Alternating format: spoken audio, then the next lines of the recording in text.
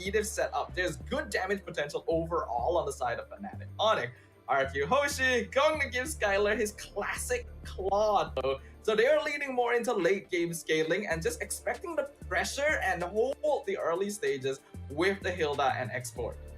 Oh, I do agree on that. Seriously, ROQ Hoshi so far right now, really good response. It's just how they gonna be able to control all the aggression that will be put out by Fnatic Onic Philippine for the time being on the early mid. That's the crucial point right now because we are going to see the fight between Skylar as well as the fact that definitely King Kong will try to mess things around. The invasion, are they going to deny it? Will RQ Hoshi be able to control it wise? And will the help of Edith as well as Gato Kacha on the line, it will boost up even the momentum of Fnatic Onic. But so far right now on drafting wise, I gotta say both side has a really good potential. This even up for a while for the respawn wise. The question is coming into the mid game, who are gonna be able to stand out? But this is it, guys. This is the first series, the big series of our 2-0 bracket between Indonesia versus Philippines. It is going to be RRQ Hoshi versus Fnatic Onic.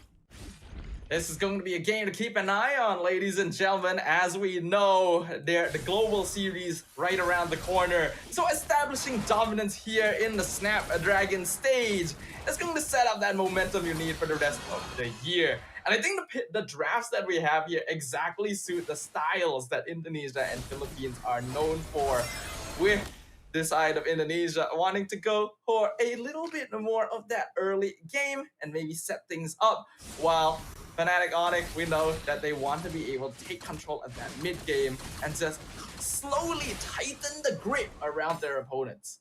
Agree, definitely. All right, so far, so smooth.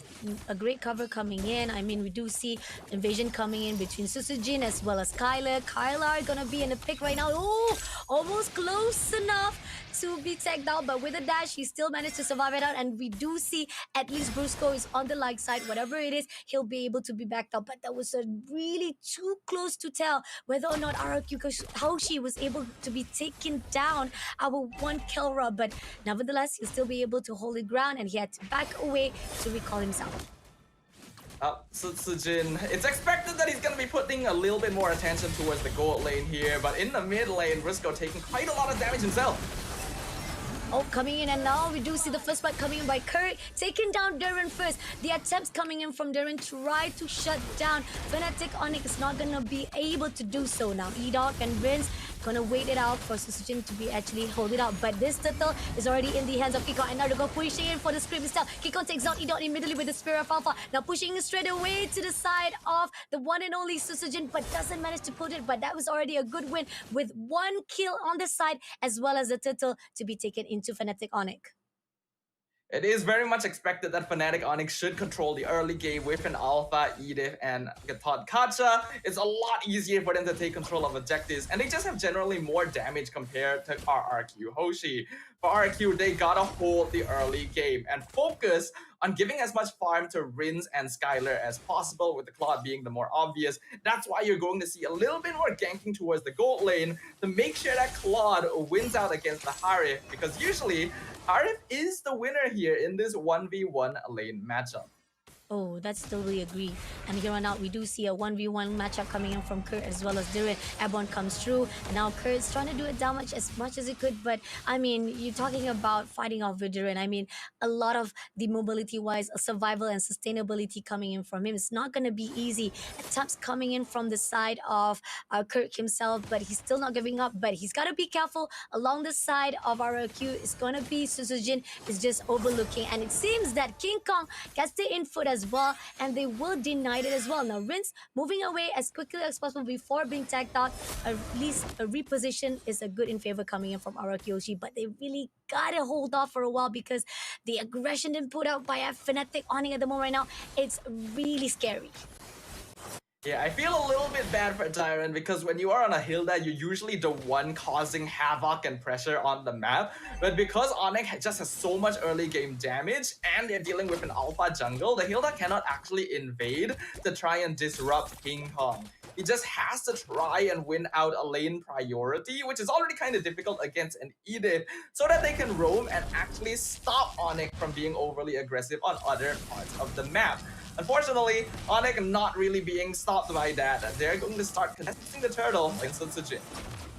Oh, coming in straight with the Spirit of Alpha, pushing in straight. Airborne comes through. Darren trying to push it straight away to King Kong, but doesn't manage to get the kill he's needed. Not getting a lot of damage, but the turtle has already been picked up and pushing in right now. Is trying to push in, but RQ Hoshi doesn't get the target that they needed. Fanatic Onic, they're gonna actually get away already. They already got what they needed, but damage comes through from Sutsujin. Double kill taking down Kirk as well as the side of Brusco. Now that's what is needed coming in for the side of RQ, but at the same time, this is gonna be tough for the side of Team Fanatic Onic, as at least RQ Hoshi gets the trade that they needed.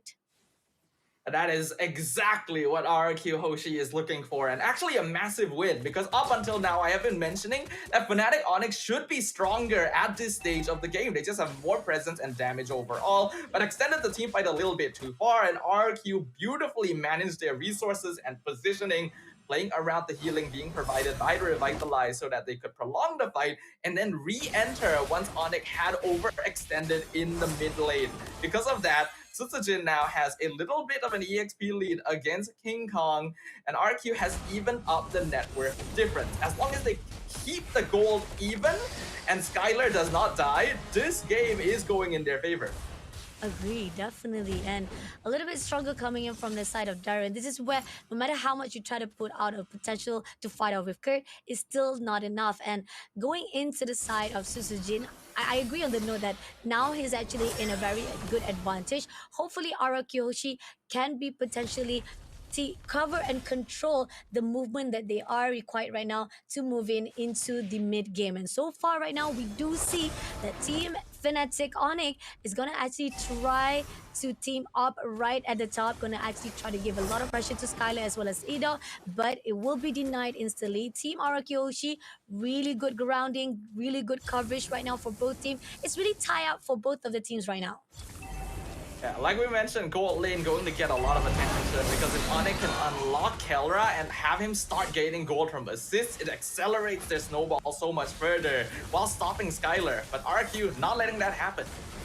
Oh, they're not letting it happen as well. They're contesting for the turtle as well. Dari coming in for the push of Brusco. Sutsujin takes down and get the turtle instead. But at the moment right now, they will be trying to go in for the scrimmage. Not done yet. Going in for the push to the side of Rinz. Rinz had to pull away with Sutsujin having so much damage to put out. They had to reposition, but it's a good move. Skylar almost been tagged out. Now Darren coming in for the backline. Did manage to take down. This is Zaman Force coming through, and Rin takes down Kelra immediately. Now pushing on straight. Darren doesn't have much damage, and they had to pull away. A really good win, but Super Frizz comes along with the trade, and King Kong shuts down Sutsujin immediately with what cost they have. Even though getting the turtle is a 2 trades coming in from the side of Fnatic Onic. But Jiren, he seems like Kurt trying to get as much as kill as possible. He wants to go in for the push, but still, it was a good cause. They still managed to pull away without any casualty, but the trade is still the same for Fnatic Onic as well as Philippine. Yeah, that trade initially looked incredible for RQ Hoshi. Again, beautifully managing their positioning, but this time it was them who prolonged the fight a little bit too far and underestimated the DPS. Oh, coming in for a fight as a moment right now, we do see Katokacha coming in, but at the same time, it's not gonna pull anything with that Avatar Guardian. Team Fnatic Onic will be able to pull away for those fight. Even this fight, the fact that RQ Hoshi was not been pulled in. But at the same time, RQ Hoshi, great position, great respawn wise. So far, they know how to actually have a really good space between Fnatic Onic, and that's what is needed.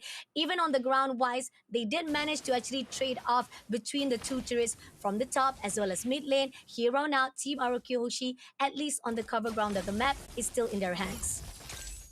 Even though Onic was able to get some good kills in that previous fight, remember the win condition we mentioned. As long as RQ Hoshi keeps the gold somewhat even until the late game, they are actually in the lead. And the gold difference right now, very, very small. Only about 1,000 in favor of Fnatic Onic Philippines. In comparison, RQ will scale way better, and they're gonna play for that timing.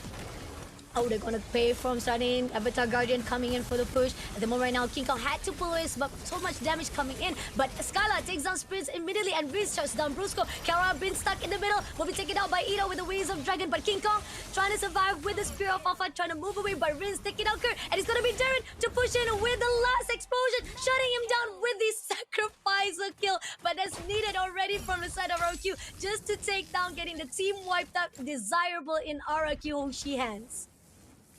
Fanatic Onic went for a slightly over-aggressive position around the Lord Pit.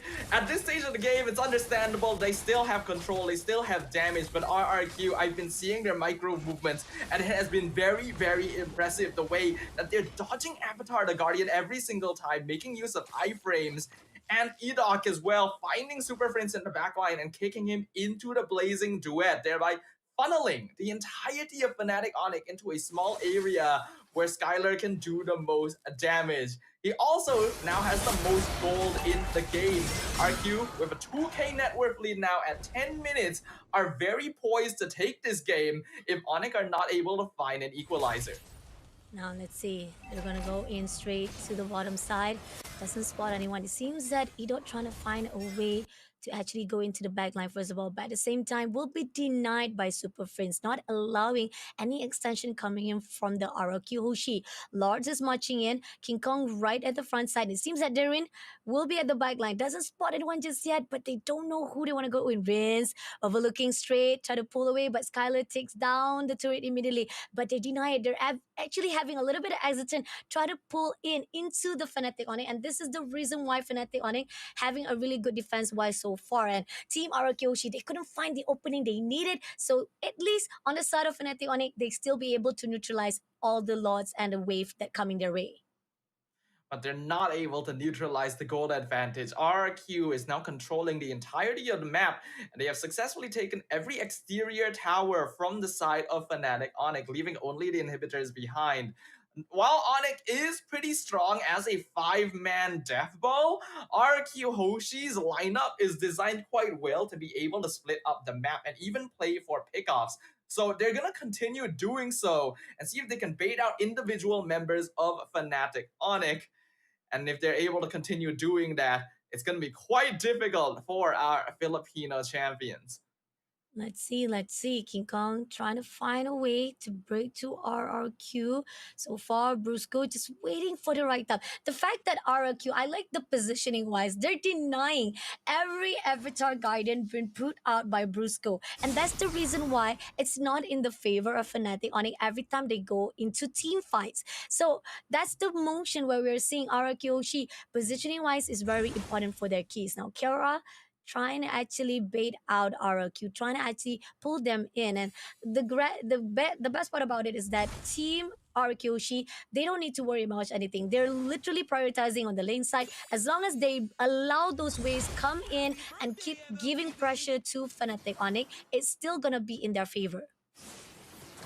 It's a very interesting picture to see here because we typically expect PH teams to always be superior in terms of macro, but because of the draft matchup for this game in particular, RQ Hoshi are taking care of that incredibly well since all of their heroes are either durable on their own or have built-in escape mechanisms so that they are able to split push waves without needing to worry too much about getting ganked.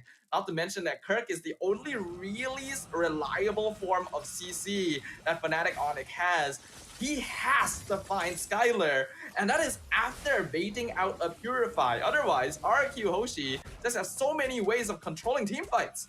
Oh, going in straight for the Waves of Dragon, taking down King Kong. So much damage put out. Spear of Alpha pushing in, try to give as much pressure, but it's not gonna do anything as they push into Brusco instead. Getting double kill from the Rise of Rings, but at the same time, Rings is a little bit overextension, had to be shut down by Kelra with the Zaman Pause. But at the same time, right here, we do see Susujin gonna go in for all the burst that is required, but it's not gonna be enough. That trade's coming in 2-2-1, and they're gonna push it all out to the side of Kurt, as well as going into Kelra, immediately shutting him down and going in with the power of wilderness, a little bit overextension. overextension to the side of Duran, but Kurt still survive it out. Prince takes down Edot immediately. This Lord is smashing in. A really good overextension has given that advantage to the side of Fanatic Onic. But at the same time, Susujin overlooking to the side of Prince, but here on out, Kurt picks him up immediately as Susujin had to back away, having so much damage, and in the end, the Lord, a little bit those overextension is giving those potential to Fanatic Onic to reverse this back, the effect into RRQ Hoshi.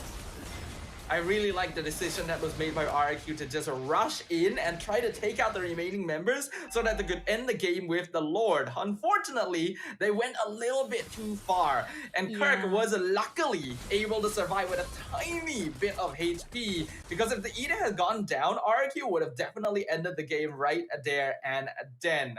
With that though, that does give Onic a little bit more breathing room, but they only have one inhibitor on very low HP to hold on to. Whatever happens, this next Lord must go into their hands, or RRQ should be able to quite easily whittle down the crystal.